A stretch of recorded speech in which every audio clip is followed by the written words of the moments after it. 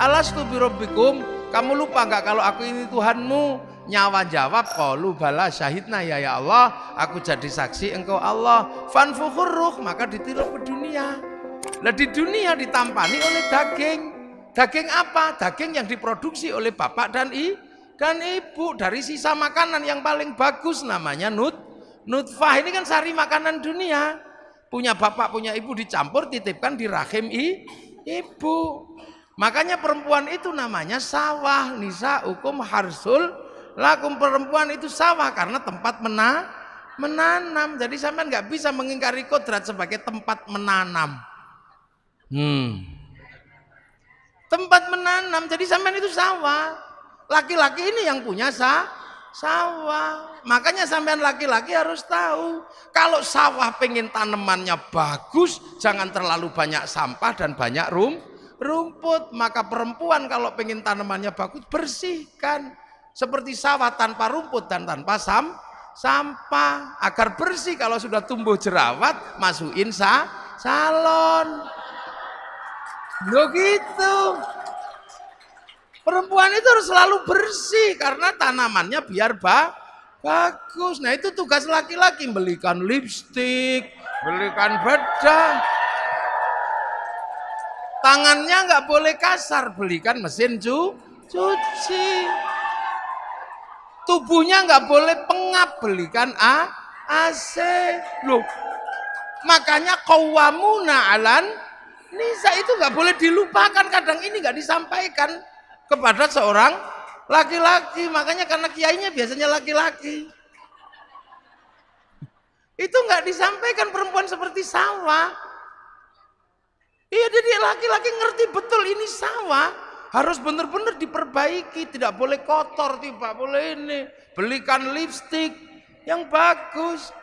Yang kedua, perempuan itu adalah sawah. Sawah harus dipupuk dan selalu ada air biar selalu teduh dan penuh kesuburan. Artinya perempuan tidak boleh kering. Karena perempuan tidak boleh kering, maka perempuan harus selalu senang hatinya. Biar perempuan senang hatinya, laki-laki mesti kasih uang. Nah itu. Ini sebab pembelajaran buat laki-laki ini. Iya ini, nggak apa-apa biar dia belajar. Iya ini pembelajaran. Biar nanti pulang ngomong sama suaminya, kata kiai, saya ini sawah, saya terima ditanami, tapi tolong dong airi dan kasih kesuburan. Gitu. Perempuan itu sawah, kalau lagi ditanami nggak boleh dibakar, maka perempuan nggak boleh dimarahi. Harus dikasih sayangi, lo bener. Lo iya, kalau perempuan dimarahi emosi. Kalau emosi jantungnya ini di bawah payudara, jantungnya panas, payudaranya mendidih. Air susu nih ibarat santan blondo. Diminum bayi beler.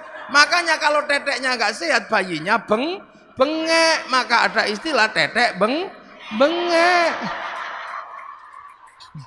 Loh ini pakai.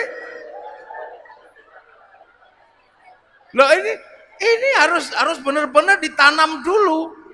Karena kalau ini tidak selesai, maka urusan yang lain tidak selesai. Karena tanaman ini yang menentukan masa depan bangsa. Almar'atu imadul bilad. Idza saluhat saluhal bilad. Idza fasadat fasadal. Perempuan ini tiang negara karena melahirkan anak. Lah anak itu adalah kelanjutan estafeta manusia memikul bangsa dan negara. Nanemnya harus kuat, maka sawahnya harus subur. Maka kalau dimarahi biasa aja laki-laki itu. Laki-laki nggak boleh marah, kalau perempuan marah biasa. Iya. Lah iya, marahnya perempuan itu kan buang sampah. Dan laki-laki itu tempat sampah. Makanya kalau sampah lagi dibuang, tempat sampahnya jangan ditutup. Kalau ditutup sampahnya dibuang ke tetangga. Kita pusing WA-an sama tetangga. Karena ternyata laki-laki itu lebih mencintai istrinya daripada anaknya. Dia, laki-laki manapun pasti lebih mencintai istrinya daripada anaknya. Survei membuktikan. Loh, laki-laki pulang kerja anaknya di pangku tetangga, terima kasih. Loh, iya. Loh, pulang kerja anaknya tiba-tiba digendong tetangga, terima kasih. Coba kalau yang di pangku istrinya, wah, loh, ini membuktikan bahwa laki-laki mencintai istrinya. Senggol bacok. Loh, makanya kan ada cerita. Ada cerita ja'arajulun ila Umar bin Khattab. Ada laki-laki datang ke Sayyidina Umar. Itu enggak disebut, ternyata Abu Dzar Al-Ghifari. Abu Dzar Al-Ghifari itu kepala suku panglima perang, tapi istrinya cerewetnya luar biasa. Sampai ini apa? Sayyidina Abu Dzar itu, ya Allah, aku kurang apa? Udah ganteng, kaya, kepala suku, panglima perang, punya istri satu, cerewetnya gini. Awas tak tukar tambah aja ini. Tapi sebelum tak tukar tambah, tak konsultasi sama Sayyidina Umar. Sayyidina Umar ini kan keras-kerasnya laki-laki. Nah, Sayyidina Umar gak ada yang berani baca Quran aja, gak ada orang berani denger. Sayyidina Umar kalau baca Quran, Bismillahirrahmanirrahim, Alhamdulillahirabbil alamin. Sayyidina Umar. Kalau yang Bismillahirrahmanirrahim, kenapa tadi nggak bilang Allah? Nah, berarti nggak cocok memang, keras-keras. Bismillahirrahmanirrahim.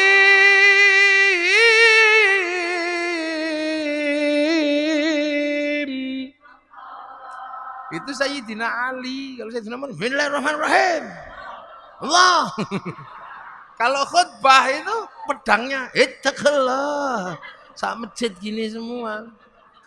Makanya saking kerasnya Sayyidina Umar, ketika Sayyidina Umar meninggal, Sayyidina Ali nadar. Orang kok kerasnya kayak gini, kalau mati ditanya malaikat Mungkar Nakir jawabnya apa? Maka meninggalnya Sayyidina Umar, kuburannya di kuping sama Sayyidina Ali. Karena sama-sama walinya, ya denger. Assalamualaikum, salam. Malaikat Mungkar Nakir kaget, salam. Siapa itu? Mungkar Nakir, ya Umar. Ada apa? Ya mau nanya, ya Umar. Nanya apa? Ya marrobuka. Ya Allah. Apalagi udah itu aja gak jadi. Loh, itu maka Sayyidina Abu Dzar ini mau curhat ke Sayyidina Umar. Baru mau curhat tentang perempuannya yang cerewet. Sampai di dalam rumah dengar ada perempuan ngomel.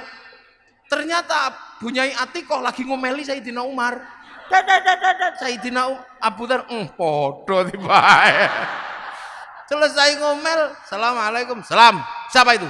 Abu Dzar, ya Umar. Ada apa? Kok tumben-tumben suruhnya sini? Nggak jadi, sama aja katanya. Loh. Akhirnya Abu Dzar ini kan nanya, ya Umar, ternyata kamu kok tahan istrimu ngomel seperti itu? Kok kamu tahan? Ya, aku harus tahan. Karena memang istriku setiap hari ngomel. Tapi ngomelnya istriku tidak sebanding dengan kasih sayangnya pada anak-anak dan keluarga. Ya maksud gitu. Coba kalau jawabannya iya kayak radio rusak, ngomel lagi. Nah inilah. Maka ini tiang negara. Makanya jangan ngomel. Karena jadi perempuan itu ternyata nggak enak. Ini saya punya pengalaman. Saya pernah jadi perempuan sehari semalam. Yakin saya pernah jadi perempuan sehari semalam. Gara-gara istri saya tak omeli nantang. Wah, anak begini kocar-kacir seluruh rumah. Padahal yang bantu juga sudah banyak. Mas, jangan ngomong gitu. Kamu belum ngerasain jadi perempuan. Nggak enak jadi perempuan itu.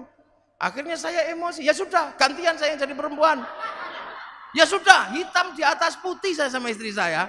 Saya jadi perempuan sehari semalam, 24 jam. Teken saya, nanti jam 2 malam kamu harus minggat dari rumah ini. Akhirnya tak suruh pergi istri saya jam 12 malam, kasih duit 10 juta. Iya, kamu pergi dari rumah ini malam hari ini, jangan sampai anak-anak bangun. Nanti kalau saya nggak tahan kamu tak telepon. Iya. Pernah itu. Wah, akhirnya istri saya udah pergi, saya ini gagah mau jadi perempuan. Subuh-subuh anak saya kan nggak bangun. Akhirnya saya nyontoh istri saya, nak bangun, nak. Ya nggak ada yang denger. Itu kan pekerjaan istri saya pidato kalau pagi-pagi. Saya yang pidato, nggak ada yang denger. Biasanya istri saya kalau anaknya nggak bangun dicubit. Saya ikut nyubit. Kalau dicubit sama ibunya bangun, dicubit saya ditendang kepala saya. Wah, akhirnya nggak bangun. Gagal, saya udah mulai pusing. Ada yang turun bawa pempes. Kepala saya udah sak helm rasanya. Habis itu mandikan, disemproti biasanya istri saya. Saya ikut nyemproti, ngamuk kepanasan. Ada yang kedinginan, habis itu jejer didulang, gini satu-satu. Ada yang kegedean, disembur ke, diuncal no. Stres saya jam 7 akhirnya mau sekolah, gagal semua. Gak ada yang mau sekolah. Habis itu rumah berantakan, TV pecah, remote kocar kacir sudah. Jam 1:30 saya minta ampun sama Dek, pulanglah. Nyerah aku, nyerah. Akhirnya dia ketawa. Iya, aku sudah di samping rumah karena engkau pasti gak tahan. Iya wis nyerah, tak cekel tangannya begitu sampai rumah, ambung ping 7. Sudah itu, ini ngerti semua ini anak-anak, bang ini ngomongan saya itu 1, 2 itu. Betapa kerasnya istri saya, tapi saya nggak tahan akhirnya, ampun saya. Akhirnya nyerah saya itu. Makanya tadi termasuk baju ini dia yang jahit. Karena saya ini hidupnya diurusi orang. Jadi ke sana diurus, dan hampir istriku itu jarang ngurusi saya. Maka cuman dia bilang, engkau boleh diurus sama siapa mas, tapi saya minta satu, biar urusan bajumu dan sarungmu urusanku. Biar nanti kalau engkau masuk surga aku tak bisa gandol katanya. Mana itu aja. Karena itu aja dia minta. Akhirnya ini sarung, ini dia yang jahit. Saya baru ngerti ternyata yang dijahit itu apa? Selimut. Jadi kemarin waktu di hotel baru tak samain gini, sama ternyata kainnya.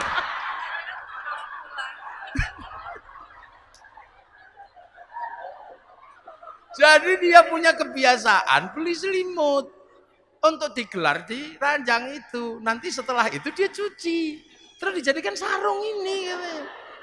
Biar kemanapun kau selalu mengingatku katanya. Iya. Makanya saya itu gak bisa marah sama istri saya. Sekali saya marah itu kapok saya, dia marah kapok saya. Dek dandan yang cantik, ya mas. Karena pagi nanti kawinan santri, gak boleh kau kalah cantik. Dandan habis subuh. Jam 7 keluar rumah menurut saya udah paling cantik. Naik mobil di depan, samping ini sopir santri namanya Arifin. Anak saya di belakang sama istri saya di depan. Tak lihat dari spion, oh cantiknya. Tapi begitu sampai di perempatan lampu merah, ada perempuan cantiknya luar biasa. Mulut saya nyeronong, ya Allah, ayune taiku. Dari belakang saya lupa dicubit, itu sakitnya luar biasa. Itu kayak tang. 3 tahun yang lalu saya masih kerasa sampai hari ini sakit-sakitnya. Sambil ngomel nangis itu bedaknya rusak itu. Dasar mata laki-laki. Ada saya aja berani memuji perempuan lain. Oh no, nangis saya. Iya dek sepurane. Gak ada maaf. Perempuan sudah tersembunyi masih bisa dilihat. Aku mau bilang enggak ya enggak mungkin dong terlanjur ngomong. Akhirnya saya dengan gaya laki-laki, iya dek. Saya memang tadi melihat perempuan cantik di dalam mobil yang tersembunyi itu. Iya mata laki-laki. Iya karena aku laki-laki. Perempuan cantik dimanapun yang tersembunyi sekalipun aku pasti tahu. Karena kalau aku nggak mampu melihat perempuan yang cantik dan tersembunyi, mana mungkin dulu aku menemukanmu. Habis itu kendor ini. Loh iya. Coba kalau nanti nggak percaya tanya sama istri saya itu benar-benar terjadi ini. Jadi jangan sampai perempuan itu marah karena nggak boleh dibakar hatinya. Karena ini generasi berikutnya tergantung perempuan. Maka Allah itu kasih berkah kepada perempuan itu beda dengan laki-laki. Karena perempuan itu menumbuhkan generasi. Perempuan salaman sama suaminya cium tangan dapat pahalanya Hajar Aswad. Laki-laki cuma salaman tekor. Perempuan tidur di samping suaminya dapat pahala sholat di depan Ka'bah. Laki-laki cuma dapat pahala tidur aja. Makanya nanti kalau pulang cari Hajar Aswadnya ya. Lo kok Hajar Aswadku panun. Lihat hamil itu melangkah 1 langkah dapat pahalanya jihad fisabilillah. Makan siang dihitung puasa, tidur malam dihitung tahajud, menyusui satu cecepan pahalanya 100. Kalau anaknya daplek sampai 6 tahun berapa pahalanya? Lo Allah kasih, makanya perempuan itu berkahnya tidak habis habis. Satu elusan perempuan terhadap anaknya semiliar saraf kebaikan bangkit. Lo ini yang tidak, laki-laki nggak memiliki itu. Laki-laki harus perang beneran, laki-laki harus kelahi beneran baru dapat jihad. Kalau perempuan enak, makanya perempuan ini dipersiapkan oleh Allah untuk menjadi tulang punggung masa depan bangsa, dan fatayat berada di situ. Maka fatayat tidak boleh lupa, ini harus dibangun secara baik.